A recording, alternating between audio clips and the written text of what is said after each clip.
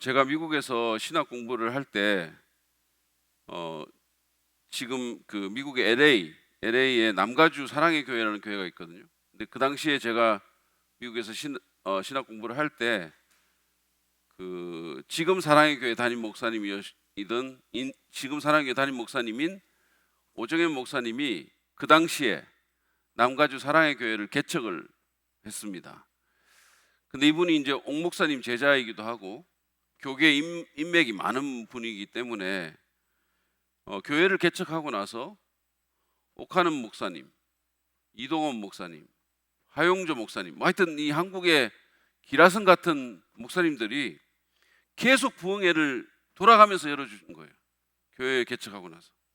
당시에 이제 이재학 목사님이 LA, 그분이 이제 집이 LA인데 오정현 목사님하고도 그분이 잘 아는 사이거든요. 그러니까 저한테 그 소식을 전해주는 거예요. 그러니까 뭐 개척하는데 계속 온다고, 계속 와가지고 이 부흥회를 열어주고 주일날 설교해주고 이런 걸 계속 한다라고 얘기를 저한테 하는 거예요. 그러면서 사람들이, 그러니까 LA에 있는 한국 사람들이, 아니 오정현이 누군데 이렇게 계속 사람들이 와서, 목사님들이 와서 부흥회를 열어주냐고 이렇게 말을 했다는 그런 얘기를 제가 들었어요.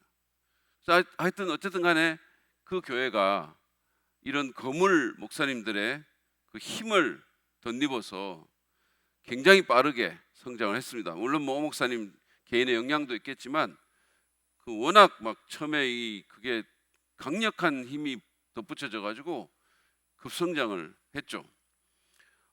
그래서 성장하는 그런 교회가 됐다라는 얘기를 들었습니다. 제가 지금 이제 계속해서 얘기하는 요담의 말은 설교 주제하고는 아무 상관이 없는 완전한 제 자랑인데 당시에 같은 신학생이던 이재학 목사님이 저한테 그 얘기를 하면서 남가주 사랑의 교회 소식을 이렇게 전해주면서 제가 오정현 목사님보다 설교가 훨씬 낫다라는 얘기를 하는 거예요. 왜 아멘을 안 하십니까? 제가 이런 말을 하면 여러분들이 웃으셔야 되는데 너무 심각하게 말을 하니까 제가 이게 완전히 이상한 사람이 되는 거죠. 근데 제 포인트는 뭐냐면 설교가 좀 딸려도 개척교회로 부족한 게 많았어도 거물들이 힘을 보태주니까, 정말 힘 있는 사람들이 와서 힘을 보태주니까 교회가 성장했다라는 겁니다. 여러분, 우리 교회도 그러기를 원하지 않습니까? 거물들의 힘을 덧입는 그런 일이 하반기에 좀 일어나기를 원치 않습니까? 저는 그랬으면 좋겠어요. 근데 저는 뭐 앞에서 말했던 그런 거물들이 아니라, 그런 분들도 좋겠지만, 제가 예전에 1년 전인가 2년 전에 이동원 목사님 만나가지고 저희 교회 와서 설교 한번 하셔야죠 그랬더니 코로나 끝나고 갈게 이렇게 얘기하시긴 하셨어요. 근데 뭘 모르죠. 어쨌든 그런 분들의 어떤 그 거물들의 힘을 한번 덧입는 것도 좋지만 저는 그걸 뛰어넘어서 우주 최강의 힘과 권세를 가지신 그 힘을 덧입기를 원합니다. 바로 모든 이름 위에 뛰어나신 분, 하늘과 땅의 모든 권세를 가지신 예수님의 힘을 덧입고 나갔으면 좋겠습니다. 그러기 위해서 우리가 어떻게 해야 될까요? 마태복음 28장 18절부터 20절에 그 답이 있습니다. 한번 보시죠. 이 말씀 너무 여러분 잘 아시는 말씀인데 스크린에서 보시고 같이 한번 읽도록 하겠습니다. 시작. 예수께서 다가와서 나는 하늘과 땅의 모든 권세를 받았다. 그러므로 너희는 모든 민족을 제자로 삼아서 아버지와 아들과 성령의 이름으로 침례를 주고 내가 너희에게 명령한 모든 것을 그들에게 가르쳐 지키게 하여라. 보아라, 내가 세상 끝날까지 항상 너희와 함께 있을 것이다. 여러분, 이 구절 잘 보셨나요? 이 구절을 보면 예수님께서 18절에 자기 자신을 묘사하기를 하늘과 땅의 모든 권세를 받았다 이렇게 얘기합니다. 그러니까 당신에게 하늘과 땅의 모든 권세, 우주 최강의 권세가 있다라는 얘기죠. 그러고 나서 이제 그 20절 하반절에 보면 그런 그분께서 제자들과 세상 끝날까지 항상 함께 있겠다고 약속을 하셨어요. 근데 그 약속이 아무에게나 뭐 어떤 상황에서 그냥 주어지는 무조건적인 게 아니고 중간에 뭔가가 있잖아요. 그렇죠? 우리가 봤죠. 그러니까 이게 바로 제자들이 해야 할 일에 대한 것이고, 이 조건이 이루어질 때 주님께서 우주 최강의 힘으로 함께 해주신다는 거죠. 그러니까 소위 지상사명이라고 일컫는 교회의 사명에 대한 말씀입니다. 따라서 우리가 이 구절을 보고 정리를 하자면 우리가 개인적으로 또 교회적으로 공동체적으로 이 지상 사명에 헌신할 때 우주 최강의 권세자가 우리와 함께 하시고 그리고 우리에게 힘을 더해 주신다라는 겁니다. 그러면 그 사명이 구체적으로 뭡니까? 구체적으로 우리가 무엇을 할 때 하늘과 땅의 모든 권세를 가지신 그분이 함께 해주시면서 힘을 더해 주실까요? 저는 오늘 두 가지 여기 지상사명에 나오는 이 두 가지를 여러분과 나누면서 이 하반기에 우리가 좀 집중했으면 좋겠다 싶은 그런 사역을 함께 나누기를 원합니다. 첫 번째는 전도인데요. 전도할 때 우리는 우주 최강의 권세를 덧입을 수 있습니다. 19절 말씀 보시죠. 그러므로 너희는 가서 모든 민족을 제자로 삼아서 아버지와 아들과 성령의 이름으로 침례를 주고 그랬죠. 예수님께서 제자들에게 너희는 가라 그랬어요. 가만히 있는 게 아니라 가라는 거죠. 모든 민족을 제자로 삼으라고 그랬습니다.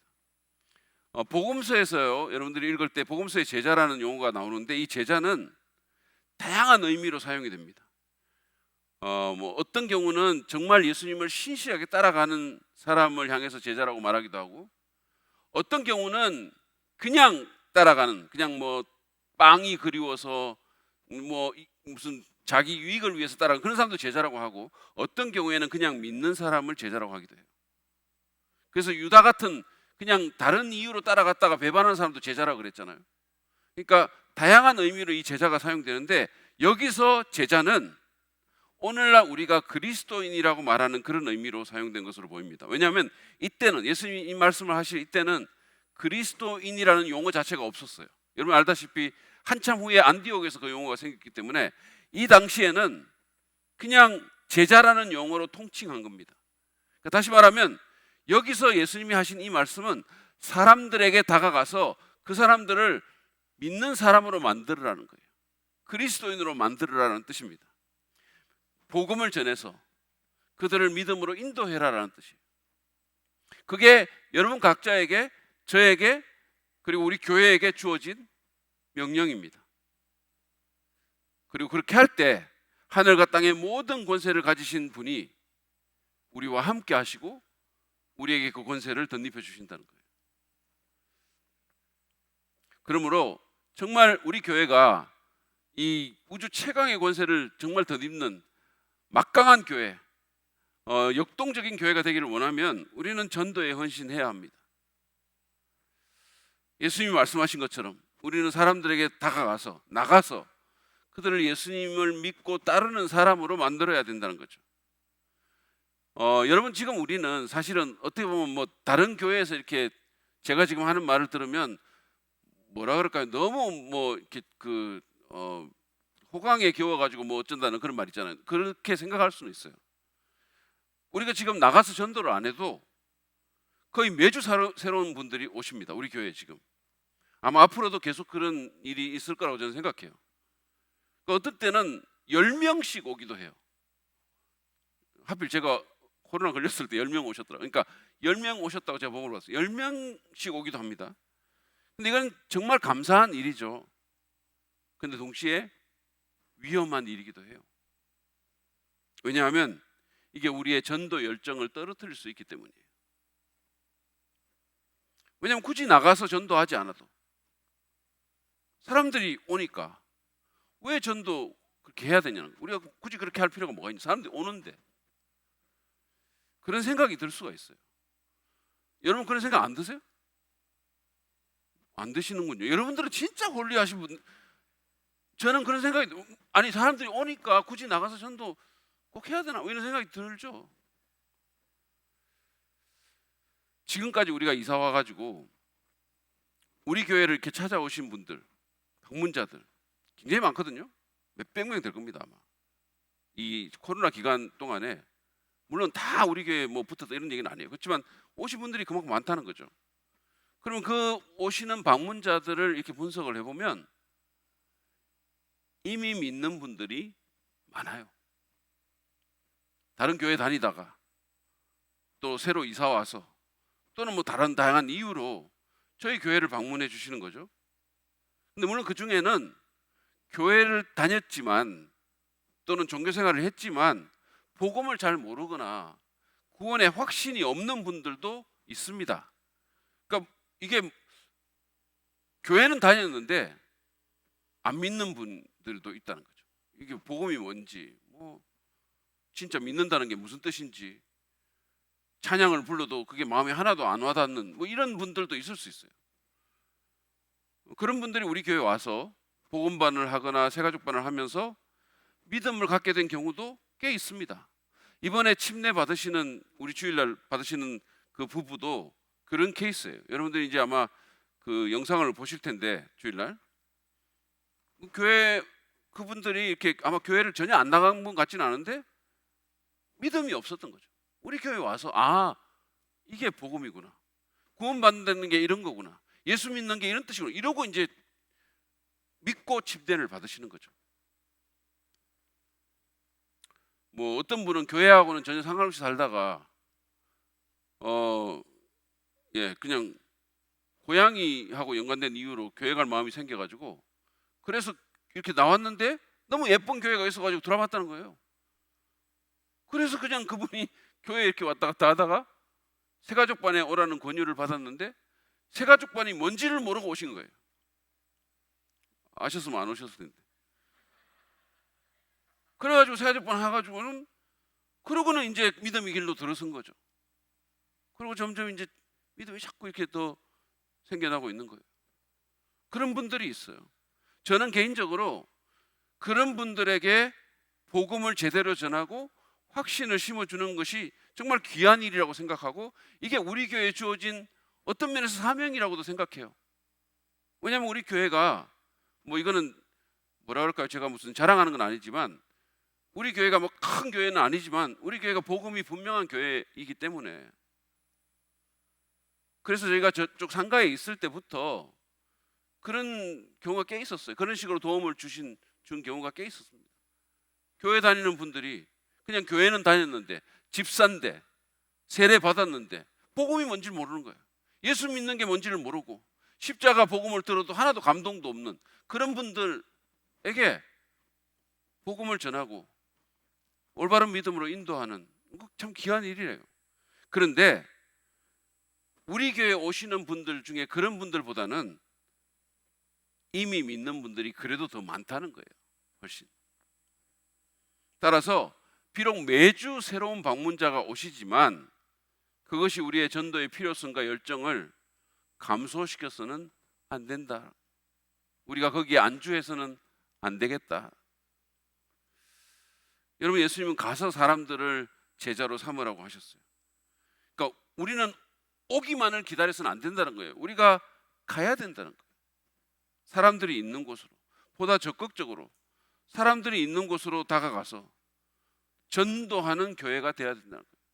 물론 우리가 또 이거를 스케일을 더 넓히면 선교하는 교회가 돼야 된다. 그래서 우리가 김인태 선교사님 파송하고 단기 선교 가고 하는 것이 주님의 사명을 이루기 위해서 하는 거예요. 그럴 때 주님이 우주 최강의 힘을 여러분 각자에게 또 교회에게 보태주실 것으로 저는 믿습니다. 목장에도 마찬가지예요. 목장이 사명을 갖고 전도하려고 하면 주님이 함께 해주시는 거죠. 거기서 역동성이 생겨나는 거예요. 고인물과 같은 그런 목장이 아니라. 그래서 하반기에 우리 각자가 많이 말고 한 사람이라도 내가 전도하겠다고 결심하시기를 바랍니다. 결심은 할 수 있잖아요. 한 사람이라도 내가 전도하겠다, 하반기에. 그래서 그 사람 마음에 품고 기도하겠다. 그리고 초청하겠다. 물론 요즘 같은 시대에 전도는 쉽지 않습니다. 얼마 전에 세상을 떠나신 그 유명희님, 죄송합니다, 유영희라고 하는 분, 유명희님을 하실 거예요. 아는 분이 있을 겁니다. 모르는 분도 많겠지만. 그분이 암에 이렇게 걸리시고 나서 우리 교회 성도 한 분이 지인이시니까 그분을 전도하기 위해서 이렇게 나섰는데, 그분이 전혀 안 믿는 분이셨어요. 근데 이게 그 기간이 좀 몇 년이 된 거거든요. 그렇게 전도하려고 애를 쓴 게.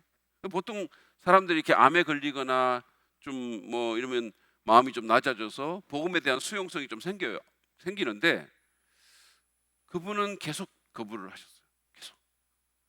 정말 오랫동안 우리 중보 기도자들이 기도했고, 또 우리 지인인 그 성도분이 사랑의 돌봄을 계속 베푸셨고, 그리고 무엇보다 유 목사님이 한 3년 됐을까요? 수도 없이 복음을 전한 걸 제가 알고 있어요. 계속 만나서 복음 전하고 거절당하고. 그런데도 계속 받아들이지 않다가 놀랍게도 돌아가시기 얼마 전 지난 7월 초에 예수님을 영접한 거예요. 거의 기적이 일어난 거죠. 제가 볼 때. 물론 예수 믿고 참 안타깝게도 곧 떠나셨기 때문에 저희 교회에 출석을 했거나 뭐 헌금을 하시거나 이런 적은 없어요. 그 성도들이 대부분 모르는 사람들이 많죠. 그러니까 우리 교회에 뭐 별일이 아닌 것처럼 생각될 수 있어요. 그리고 지나갈 수 있어요. 그러나 여러분, 이거는 하나님 나라의 위대한 승리예요. 온 천하보다 귀한 한 영혼이 예수 믿고 구원받고 주님 곁으로 간 거예요. 사람들이 볼 때는 막 뭐 군중이 많이 모이는 화려한 집회나 아니면 뭐 엄청나게 큰 건물 건축 같은 일이 훨씬 큰 일처럼 느껴질 수 있겠지만, 하나님 보실 때는 이런 작은 자가 구원받는 것이 훨씬 더 큰 일이에요. 여러분, 성경 보세요. 무슨 엄청난 이벤트 있다고 천국에서 무슨 잔치하고 이런 거 없거든요. 큰 교회 건축한다고 잔치하고 이런 거 없거든요. 근데 소자 하나가 구원받으면 천국에서 잔치가 일어납니다.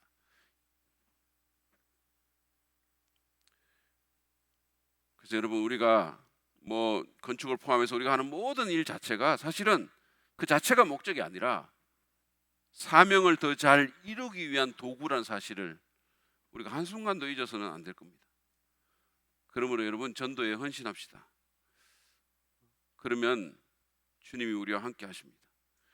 한 영혼을 마음에 품고 기도하고, 제가 아까 유명희님 얘기를 이렇게 예를 들었지만, 우리 성도들 중에 지금 다른 분들도 계속 그 비그리스도인 이웃이나 이렇게 뭐 지인들과 관계 맺고 꾸준히 뭔가 사랑을 베풀고 기도하는 성도들이 있습니다.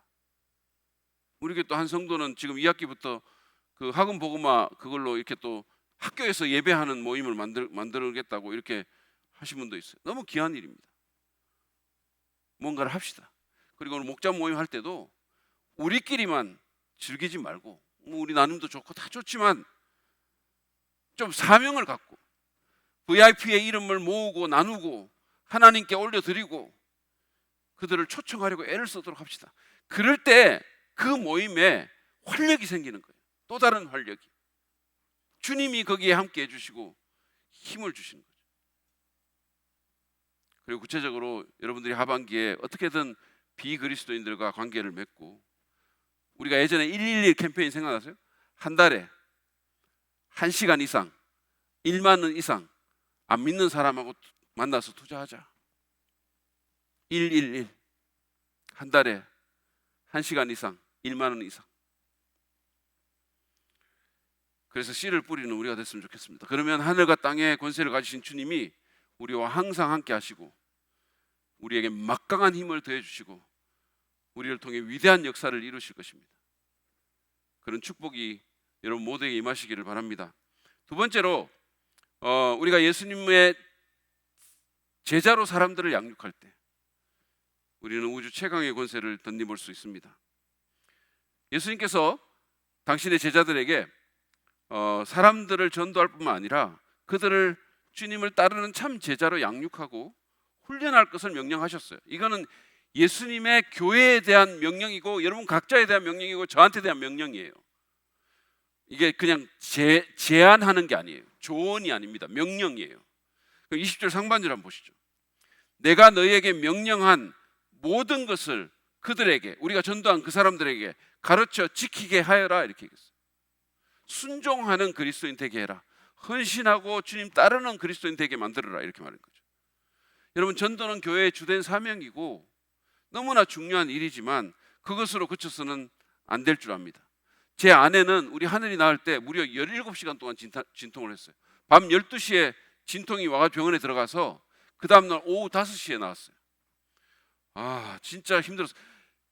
17시간 동안 진통하는 그 아내 옆에서 있었던 저를 한번 생각해 보세요. 쫄쫄 굶고 그러다가 배가 너무 고파가지고 잠깐 나가가지고 자판기에서 샌드위치 하나 꺼내 먹었다가 나중에 발각돼가지고 정말 용서받지 못할 죄인이 됐어요. 얼마나 나를 원망을 하는지. 자기 그러고 있는데 솔장 나가가지고 샌드위치 꺼내 먹었다고. 이렇게 고생을 해가지고 아이를 저희가 낳았어요. 저도 고생했어요. 17시간. 근데 우리가 그렇게 하고 나서 이렇게 말했다고 한번 생각해 봅시다. 아, 진짜 정말 죽을 고생했다. 이제는 지가 알아서 크든지 말든지 모르겠다. 우리는 너무 정말 너무 힘들었거든. 우리 일은 다 한 것 같아. 이러고 그냥 내버려 둔다면 걔가 어떻게 되겠어요? 그런 부모가 세상에 어디 있겠습니까? 그런 엄마 아빠를 상상할 수 있습니까? 없죠. 우리는 정말 고생해서 애를 낳았지만 이 일 다 했다고 생각하지 않았고 그때부터 더 큰 수고로 아이를 키웠죠. 마찬가지입니다. 우리가 사람들에게 복음을 전해서 그들의 영적 탄생을 도울 뿐만 아니라 그들이 건강하게 성장할 수 있도록 말씀으로 양육해야 합니다. 그럴 때 하늘과 땅의 권세를 가지신 우리 주님이 우리와 함께 하시고 우리에게 힘을 더해 주실 겁니다. 우리가 너무 잘 알지만 아이들 그냥 자라지 않잖아요. 그냥 안 자랍니다. 학생들 그냥 공부 잘하는 학생 되지 않죠. 운동선수들은 그냥 선수가 되지 않습니다. 군인들 그냥 군인 되지 않아요. 시간 간다고 되는 거 아닙니다. 무슨 연륜이 쌓인다고 되는 거 아니에요. 누군가가 양육해야 되고 누군가가 가르쳐야 되고 누군가가 수고해야 되고 훈련시켜야 되는 거죠. 제가 얼마 전에 한 다큐멘터리 그 드라마를 봤는데 이게 제정 러시아 말기에 일어난 일인데요. 그때 독일과의 전쟁에 참여한 러시아군이 처참하게 패하는 그런 모습을 거기서 본 적이 있어요. 왜 그런지 아십니까? 몇 가지 이유가 있겠지만 그 중에 하나는 훈련되지 않은 군인이 거기 너무 많았던 거예요. 그냥 농민들, 노동자들 마구 징집해가지고 막 보내는 거죠. 그러니 거기 어떻게 이길 수 있겠어요? 여러분, 교회가 사람을 말씀으로 훈련하지 않는다면 설사 교회가 많은 사람이 모이는 교회라 하더라도 오합지졸이 가득한 군대처럼 되고 말 것입니다. 예수님은 우리가 잘 훈련받아서 하나님 나라의 강한 군사로 서기를 원하세요. 강한 교회 되기를 원하십니다. 강한 그리스도인 되기를 원하세요. 우리는 모두 교회가 성장하기를 원하죠. 안 원하십니까? 교회가 성장하기를 원하죠. 우리는 우리 교회가 강한 교회가 되기를 원합니다. 어떻게 하면 교회가 성장할까요? 제가 설교를 짧게 하면 성장할까요? 아멘 나올 줄 알았는데 너무 감사합니다. 제가 뭐 어떻게 하면 될까요? 음악이 더 감동적이면 될까요? 근데 그런 것들은 사실은 격가지예요. 어떻게 여러분 교회가 성장하는 줄 아십니까? 교인들이 성장하면 교회가 성장해요. 그게 가장 중요한 비결이에요. 성도가 성장하면 교회가 성장합니다. 교인들이 강해지면 교회가 강해지는 거예요. 다른 거 없어요. 그러기 위해서 우리는 사람들을 주님의 헌신된 제자로 양육하고 훈련하는 일에 정말 우리가 헌신해야 되는 거죠. 주일날 여기 사람들이 모이는 것으로 만족하는 것이 아니라 그들을 그리스도 안에서 장성한 사람으로 세우기 위해서 애를 써야 된다는 거예요.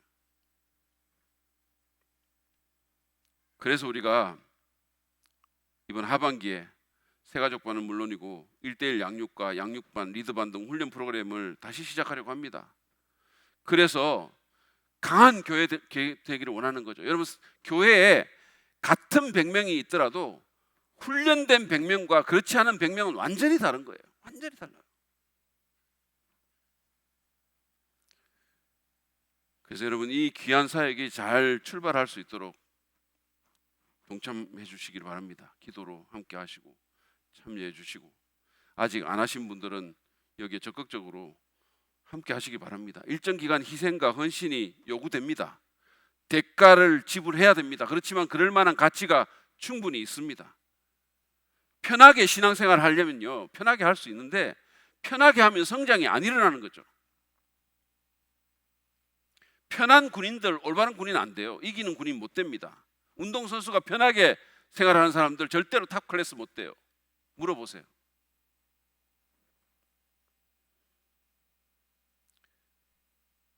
대가를 지불할 가치가 충분히 있습니다. 성장의 시간, 변화의 시간이 될 것입니다. 제가 코로나 이전에 양육반을 했던 그 한 분의 간증문을 잠깐 읽어드릴 테니까 한번 들어보세요. 양육반 마치고 간증문입니다. 지난 1월부터 시작한 양육반이 11월 새로운 겨울이 오면 마무리가 되었습니다. 끈기 없고 인내심 없는 제가 이렇게 1년 동안 무언가를 마쳤다는 것은 거의 기적에 가까운 것이 아닌가 싶습니다. 핑계를 대고 쉬고 싶다거나 아이가 많이 아프거나 맡기기가 어려운 상황이 종종 올 때, 내 몸이나 마음이 좋지 않을 때, 지리적 거리가 교회에서 멀리 있을 때도 어쩐지 수요일 저녁 7시 반이 되면, 그때는 아마 수요일 저녁 7시 반에 했던 것 같아요. 수요일 저녁 7시 반이 되면 늘 저는 사랑 믿는 교회에 있었습니다. 저의 힘과 의지가 아닌 성령님의 인도하심이 분명했음을 느낍니다. 양육반 강의와 또 지정도서를 통해 제가 삶 속에서 또 교회에서 교회 밖에서 어떤 모습으로 살아가야 하는지를 배웠습니다. 이재기 목사님을 통해서 예수님을 더욱 깊이 만났습니다. 저에게 주일 말씀과는 또 다른 영향력이 있었습니다. 나 혼자만 좋은 예수님을 누리는 것이 아니라 비그리스도인들을 위해 기도하고 헌신해야 함을 깨달았습니다. 그래서 가정에서 남편에게, 교회에서 조금 더 수월하게 순종할 수 있게 되고, 내가 자주 만나는 부모님, 친구, 이웃들을 대할 때 좀 더 열린 자세로 임하게 됩니다. 제 삶이 180도 변했다고는 할 수 없지만 한 걸음이라도 지금 내 자리에서 더 전진했고, 다만 얼마라도 더욱 예수님을 의지하게 되었으니 저는 만족합니다. 가만히 있는 것은 뒤처지는 것이라고 과거 누군가 저에게 했던 말이 생각납니다. 지금 나의 영적 상태에 만족하지 않고 한 걸음 한 걸음씩 천천히라도 전진하기를 바라는 분들께 양육반을 추천합니다. 수업뿐만이 아니라 저는 개인적으로 저의 목장 가족이 아닌 다른 지체들과의 교제도 정말 좋았습니다. 먼저 이재기 목사님은 주일 말씀을 대할 때만 뵙고 또 문사모님과도 대부분 인사만 하는데, 수업으로 얼마나 멋진 분인지 또 개인적으로 전해주시는 이야기를 통해 더욱 친밀감을 느끼게 되었습니다. 문사모님은 살림을 하고 아이를 키우는 주부로서 완전 존경하게 되었고요. 또한 다른 형제 자매님들과의 교제를 통해 양육반 막내인 어린 자로서 앞으로 어떤 자세로 살아가야 할지 배웠습니다.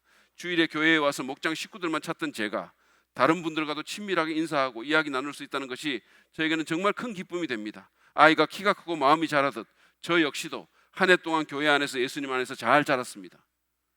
여러분 멋지지 않습니까? 다른 기에 공부했던 다른 한 분은 또 이렇게 썼어요. 그때는 금요일 했던 것 같아요. 금요일 늦은 밤 매주 양육을 마치면 늘 한 가지 이상의 깨달음과 각오로 돌아오는 발걸음이 뿌듯했고, 매주 목사님과 사모님을 가까이서 만나고 배우며 대화를 나눌 수 있어서 참 좋았습니다. 함께 공부하는 양육반 성도님들과 친밀해질 수 있었던 것도 양육 과정을 통한 축복 중에 하나입니다. 양육반이 아니었더라면 바쁜 일상을 핑계로 이렇게 많은 책들을 읽지 못했을 텐데, 정기적인 독서와 나눔을 통해 신앙 서적을 꾸준히 읽을 수 있었던 것도 감사합니다. 제게 이렇게 귀한 배움과 성장의 시간을 허락하신 하나님께 감사하다고 고백합니다. 나는 이것을 이미 얻은 것도 아니며 이미 목표점에 다다른 것도 아닙니다. 그리스도 예수께서 나를 사로잡으셨으므로 나는 그것을 붙들려고 쫓아가고 있습니다. 사도 바울이 빌립보서 3장 12절 말씀에서 고백한 그 고백이 나의 고백이 되었으면 좋겠습니다. 하나님과 사람 앞에서 그리스도의 좋은 군사로서, 참된 제자로서 믿음의 경주를 최선으로 달려갈 것을 다시 한번 다짐하며 간증을 마칩니다. 감사합니다. 여러분, 양육받고 싶은 생각이 들지 않습니까? 드시기를 바랍니다. 제발. 그래서 정말 받아야 할 분들은 받으시고, 이미 받은 분들은 양육하는 자리에 서시기를 바랍니다. 1:1 양육을 받는 따르미도 필요하지만 이끄미도 더 필요합니다. 각자의 위치에서 헌신할 수 있기를 바랍니다. 그리고 우리 모두가 양육의 공동체로서, 훈련의 공동체로서 기도하며 사람들을 세워주는, 권면하는, 그리고 목장에 모일 때도 그냥 세상 얘기만 하고 우리끼리만 즐거운 게 아니라 사람을 세우려고 하는 그런 일들이 목장 가운데서 일어나기를 바랍니다. 그렇게 헌신할 때 우주 최강의 건세자이신 주님께서 우리와 함께 하시고 우리에게 힘을 더해 주실 것입니다. 오늘 우리는 예수님의 임재와 그분의 힘을 덧입기 위해서 교회가 복음 전도와 제자 양육의 사명에 헌신해야 함을 보았습니다. 우리 각자가 이 시간에 각오를 다지면서 하반기에는 어떤 식으로든 그 사명에 헌신하겠다고 결단하시기를 바랍니다. 여러분, 개인적으로도 그렇고 공동체적으로도 마찬가지입니다. 우리 목장이 전도하는 목장 되겠다. 그리고 사람을 세우는, 말씀으로 순종하는 사람으로 세우는 목장이 되겠다. 그런 부서가 되겠다. 그렇게 한번 결단해 주시기 바랍니다. 그럴 때 주님이 개인적으로 그리고 공동체적으로 우리와 함께 하시고 그분의 권세를 우리에게 부어 주실 것입니다. 그런 축복이 여러분 모두에게 있기를 바랍니다.